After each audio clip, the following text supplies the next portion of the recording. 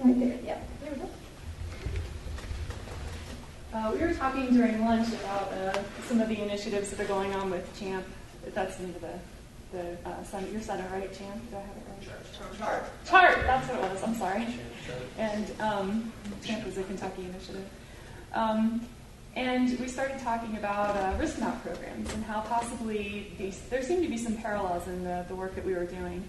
And is everybody here familiar with risk map, Nhma's risk map program? Can I see a show of hands? Everybody is?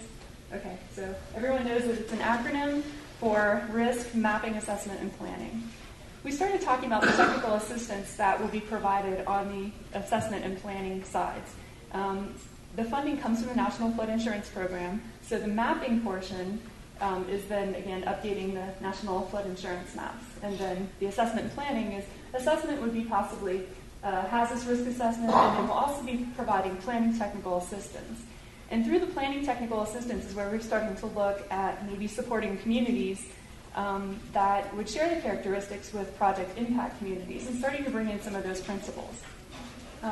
We also talked about a success story that came out of Florida's Post-Disaster Redevelopment Planning Initiative. Some of you may be familiar with Gene Henry and his planning work down there. Hillsborough County developed a post-disaster redevelopment plan. And one of the concepts that came out of that was priority recovery areas, which in a way is a misnomer. It really affected some of the people. Maybe we're not landing on a name yet, but more or less a community resiliency center, which is not necessarily a structure, although it could be a structure, and Margaret Davidson was kind of leaning in that direction in our discussions this afternoon. But really an area. And actually there's a map online where you can see that these community resiliency centers, there were several factors that came into selecting those areas, such as the economic development plan for the community, the comprehensive plan, also known as general plans in some areas for the community, the local mitigation plan, the local emergency operations plan, and any other regional planning mechanisms overlaid all to look for those areas that were not necessarily safe but less hazardous. So this concept of community resiliency centers, we started to look at how could we make them allow them to share the characteristics of project impact communities. Nhma currently touches 400 communities a year through RiskMap, and that's approximately a 5-year cycle.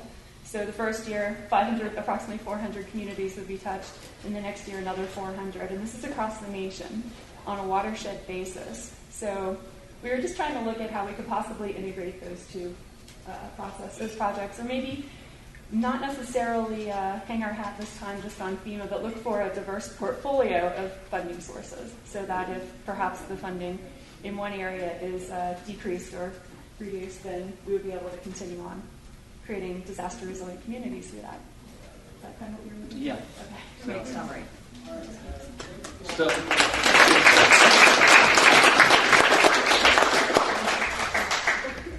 So we believe the general consensus in the room was that idea provided probably the best single vehicle for us to move forward on promoting disaster-resilient communities.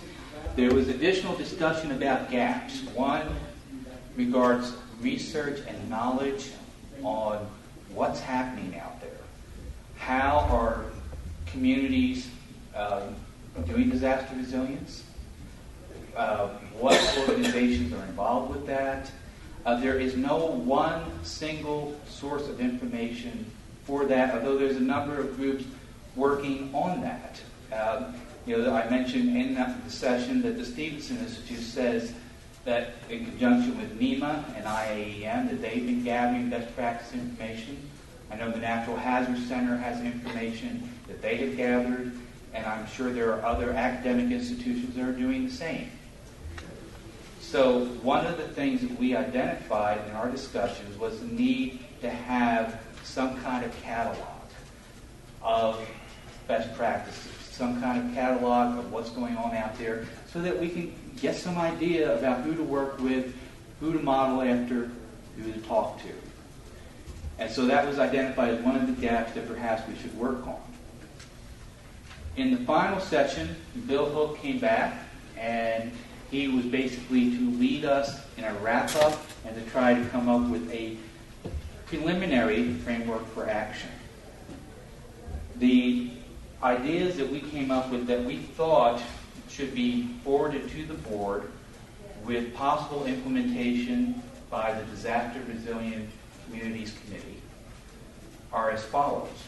One, the partnership with FEMA, talking with them about how we could perhaps move forward on promoting disaster resiliency centers in conjunction with RISMAP, how NHMA could be perhaps involved with that. Two, working with academic partners like the Natural Hazards Center and others on them gathering the information, the catalog of information. I don't think there was a sense that NHMA should be the one doing it, but doing it in collaboration with other entities that actually do research well.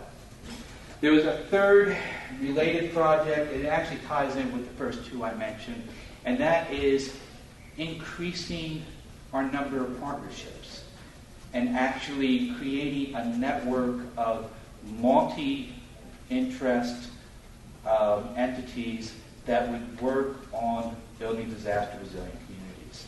And by multiple interests, we're talking about sustainability, we're talking about mitigation, finding some of those, at first blush, partners you wouldn't think of, and for NHMA to partner with them and try to create some kind of alliance to do that. I know we have a Natural Hazard Mitigation Alliance. I'm hoping that what we were discussing here might be a little broader than that. But this is something actually that the NHMA board needs to discuss.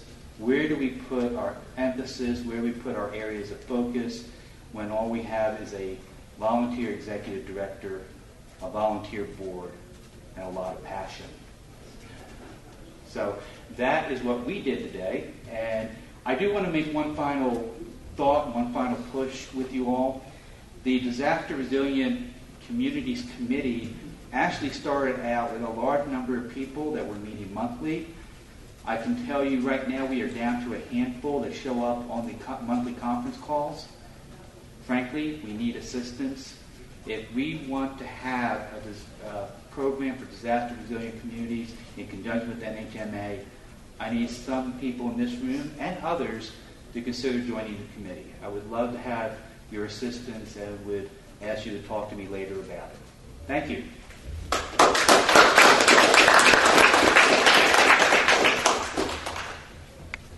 Is it fair to ask a question? Absolutely. I was just going to open it up for questions now, and I think you're probably mostly going to ask questions of each other and Darren and Tim. So I will sit down and just open it up to everybody. And Alessandra, if you don't mind, if we could pass the mic around as people have Sure. questions. I will walk around with the mic. Yeah, I've never had anybody couldn't hear my voice. And if, I don't tend to have that problem either. if everybody could give your name first so we can catch it on the tape here. Harold Snodgrass. Lou Dooley, Pierce County Emergency Management. I'm a bit confused, and it may be, again, my lack of experience with the group, but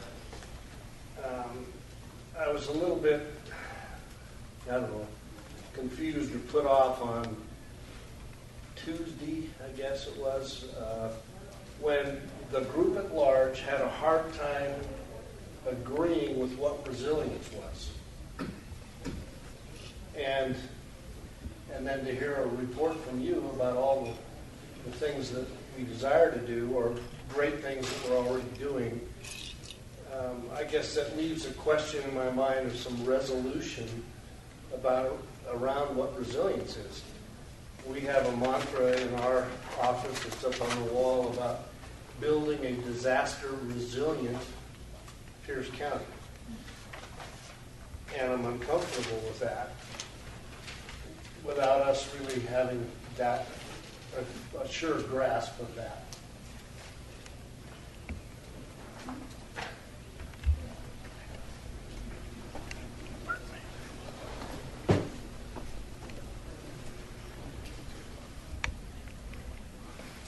Anybody that knows me knows that I am technically challenged, so apologies.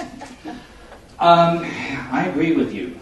I was frankly, the one problem I had this year with the Natural Hazards workshop, and it had nothing to do with the quality of the speakers or the presentations, was that the basic sense you got after listening to everybody talk was we agree to disagree about what resilience means. And in fact, we had originally talked about calling this disaster-resistant communities because of the relationship to project impact, which had a definition for that in terms of particularly mitigation, but also preparedness and planning.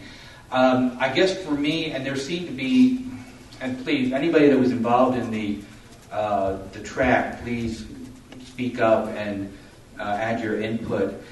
Our focus when we were talking about resilience was really on minimizing the impact of disaster. That became the focus, and that was really where we came down on it. And it does include other components. Most certainly when you're talking about environmental sustainability, that's included as a component, but you've got to look at the end goal. And I think Susan Cutter said it best. After a long discussion about resilience, she said, sometimes we forget the end goal is to minimize loss. And so I think that is where we were leading our discussion. Would anybody in that track disagree with me? You've got a comment back here. I just want to make a couple of comments on definitions. One is a philosopher named Michael Pontier, who was actually a chemist, said we know more than we can say. And I think we need to remember that when we try to define things. The other things is definitions are essentially metaphors. And what metaphors do, I believe, is not describe reality, but give us ways into the future.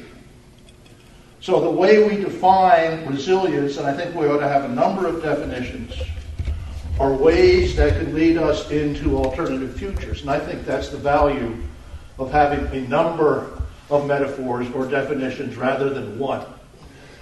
So metaphors open the future or they close the future. And our talk about resilience, I hope, will open the future.